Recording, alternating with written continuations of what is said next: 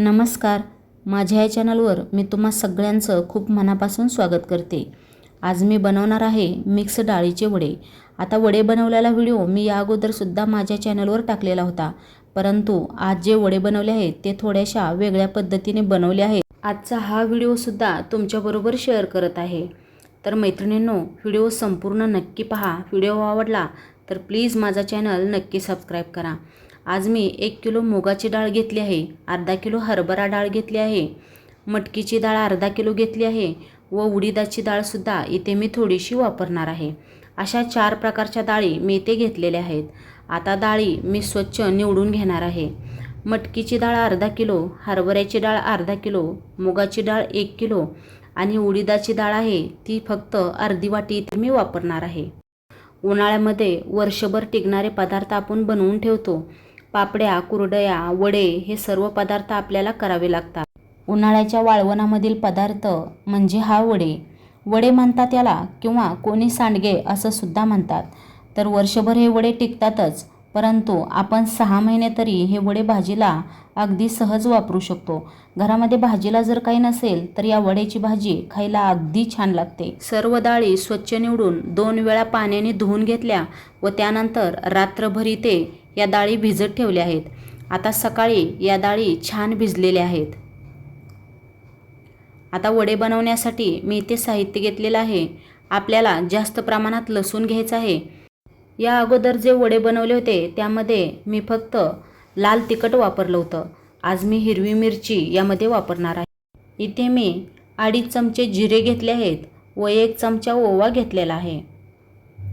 त्यानंतर लसूण निवडलेला आहे आणि तो लसूण, ओवा, जिरे, मीठ, हिरवी मिरची आणि अद्रक हे सर्व आपल्याला बारीक वाटून घ्यायचं आहे. हे सर्व इथे मी बारीक वाटून घेतलेलं आहे. त्यानंतर आता हिरवी मिरची तर टाकलेलीच आहे, परंतु मी लाल मिरचीसुद्धा वाटून थोडीशी घेतलेली आहे. यामुळे वड्यांना छान चव येते व वडे खायला तळून खाल्ले तर खूप छान लागतात व भाजीसुद्धा खूप छान लागते.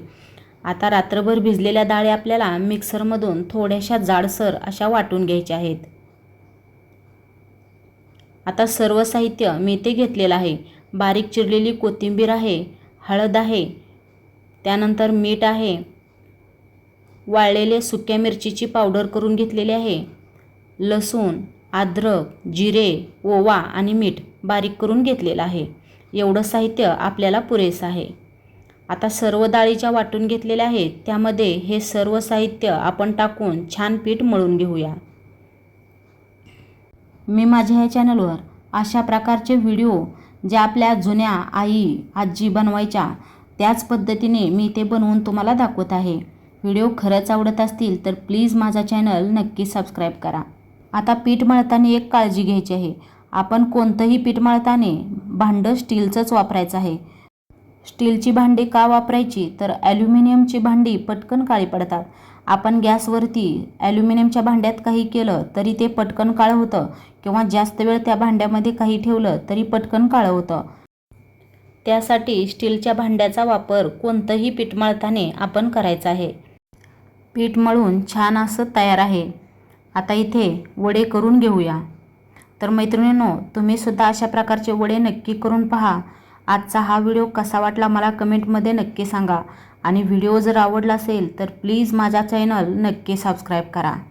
अशा प्रकारे मळलेल्या पिठाचे सर्व वडे करून माझे तयार आहेत. माझा हा व्हिडिओ तुम्ही संपूर्ण पाहिल्याबद्दल खूप खूप धन्यवाद.